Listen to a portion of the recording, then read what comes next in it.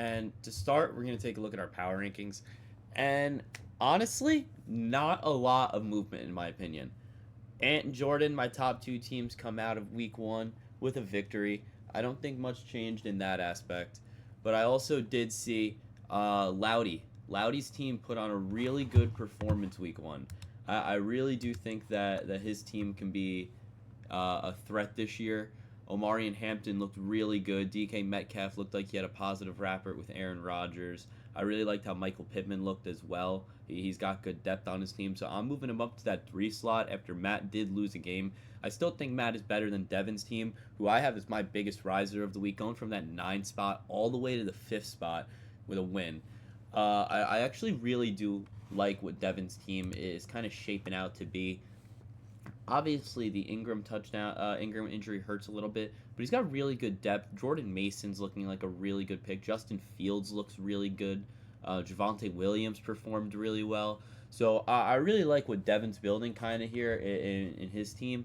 So he should be one of my continuous risers throughout the year. He's got a matchup with Damian this week that we'll go into that could cement himself into this top 5 moving forward into this year.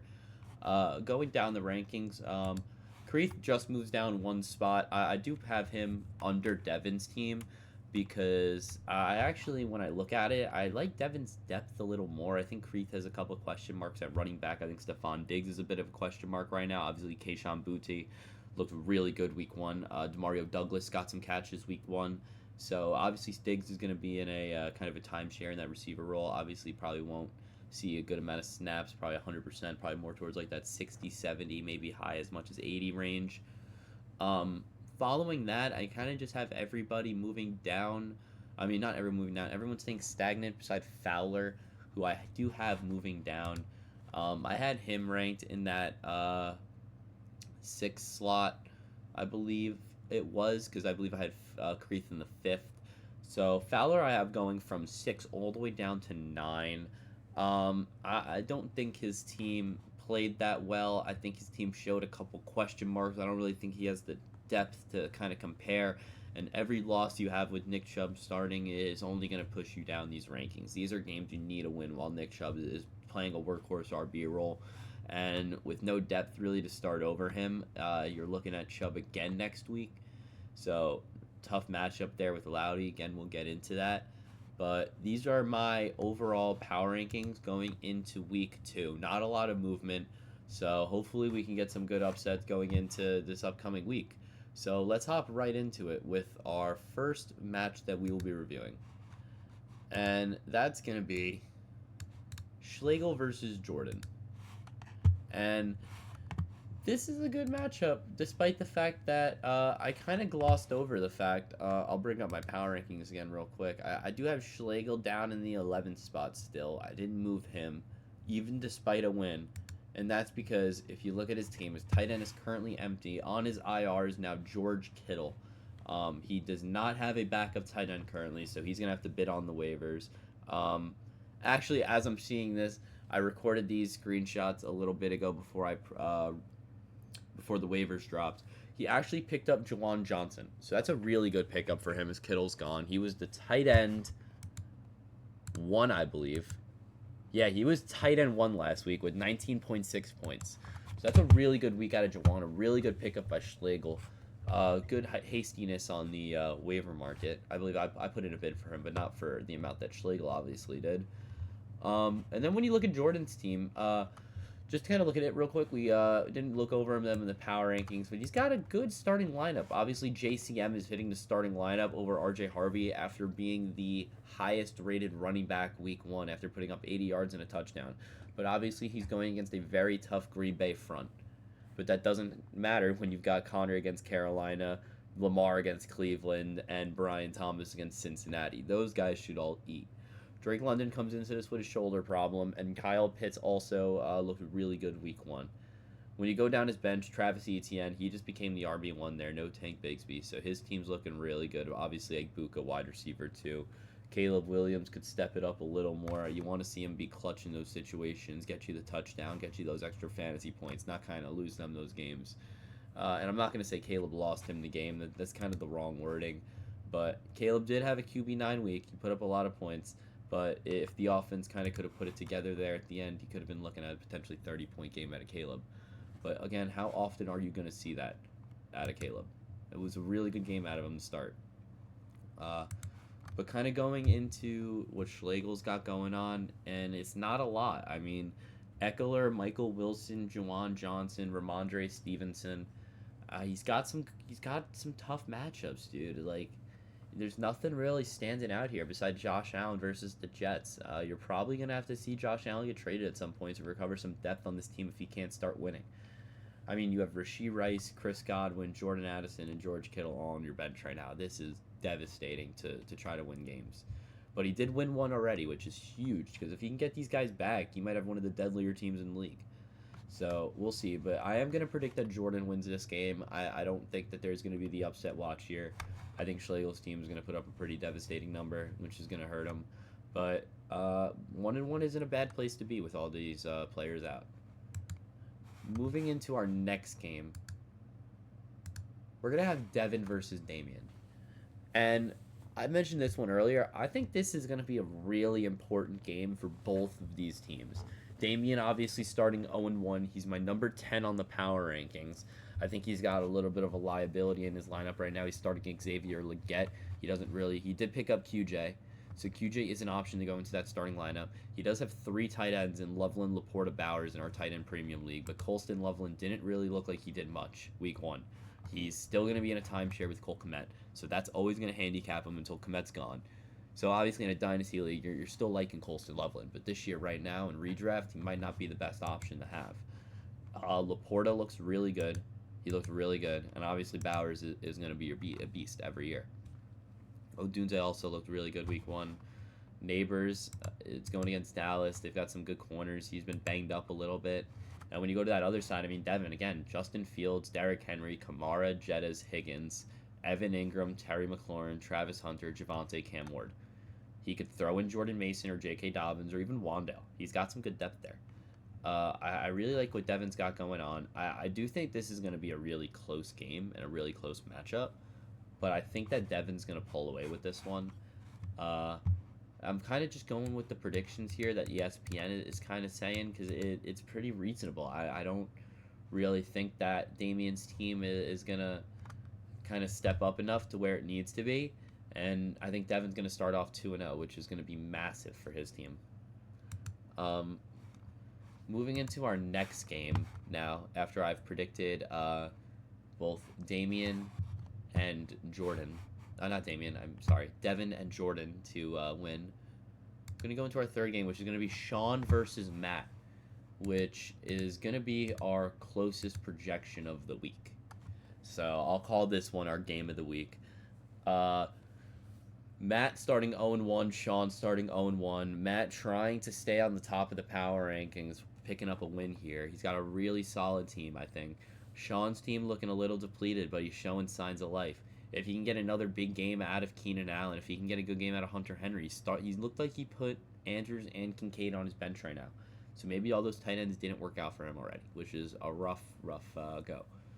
But I like Travion. I think A.J. Brown is due for a bounce-back week. I like Garrett Wilson. I like Hiram Williams. I like Joe Burrow.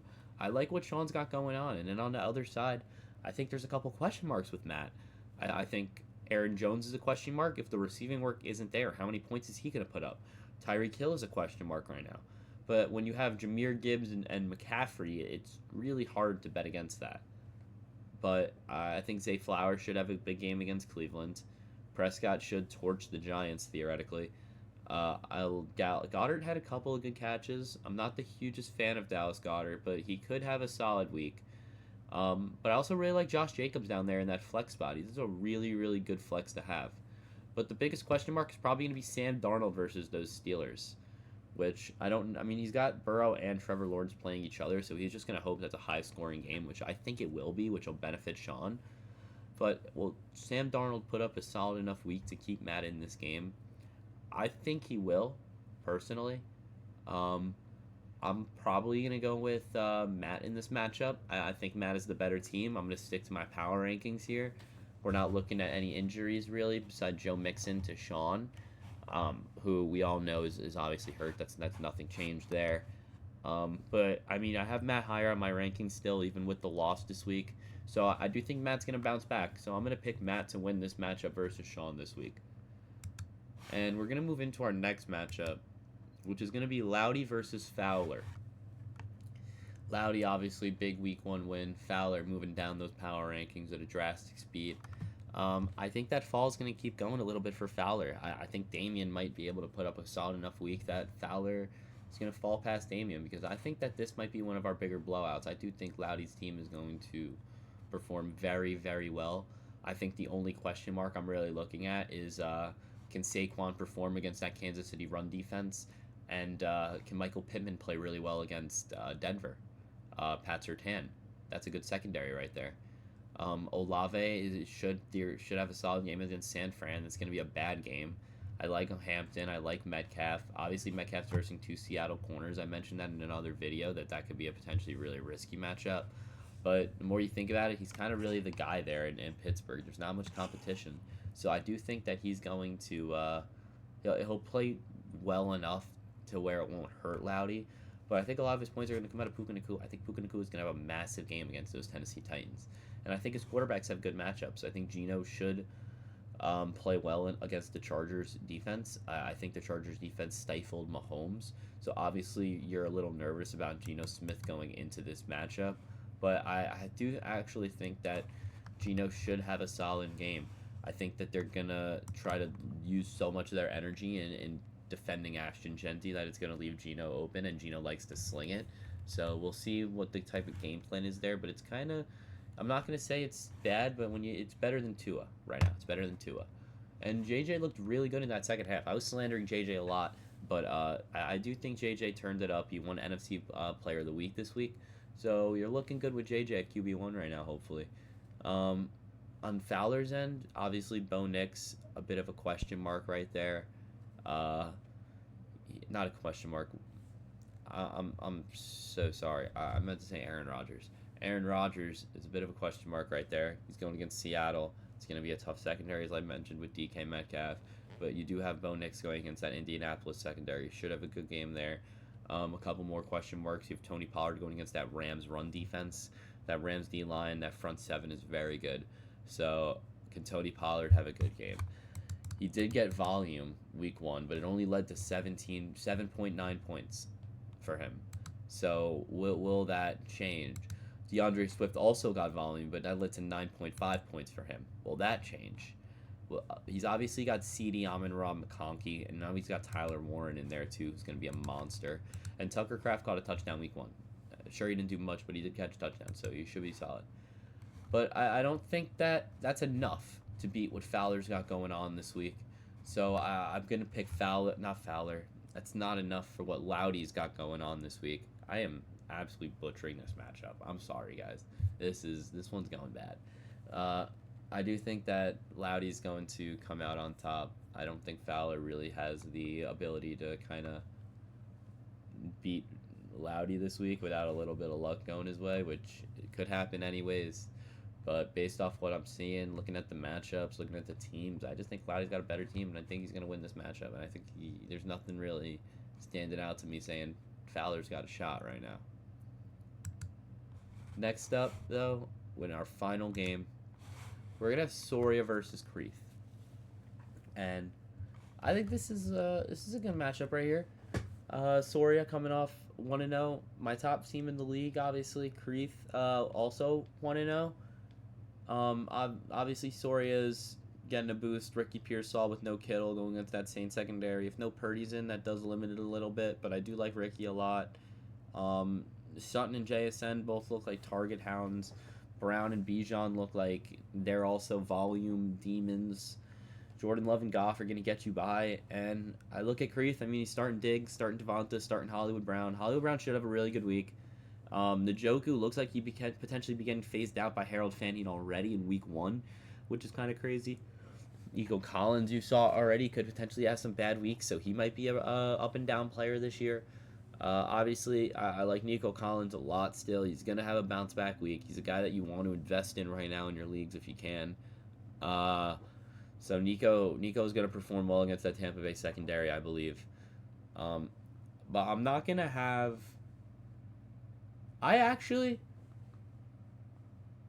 I'm gonna put Ant on upset watch this week. I think that Creed's quarterbacks are really good, probably the best in the league, and even with tough matchups there, he should perform. I think Hollywood will get good volume. Devonta Smith should have a bounce back week, hopefully, even though it's against Kansas City. I like the Marvin Harrison and the Nico Collins matchups a lot, and I, this is a tough one actually. This might be the closest one because obviously I look at Brees Hall too. He's got a tough matchup against Buffalo. I think David Montgomery will eat up a little bit. Bijan and Chase Brown have good matchups. Goff has a solid matchup. Jordan Love is playing Washington. That could go either way. I don't like Judy's matchup. James Cook could have an iffy game, kind of similar to how Brees Hall could have an iffy game. Hawkinson has an F matchup. Sutton has a good matchup. JSN has a bad matchup.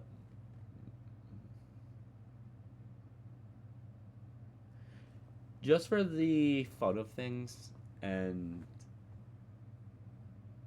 because I think this could actually happen, I think I'm going to pick Creeth this week. I think Creeth is going to come out on top and beat Ant.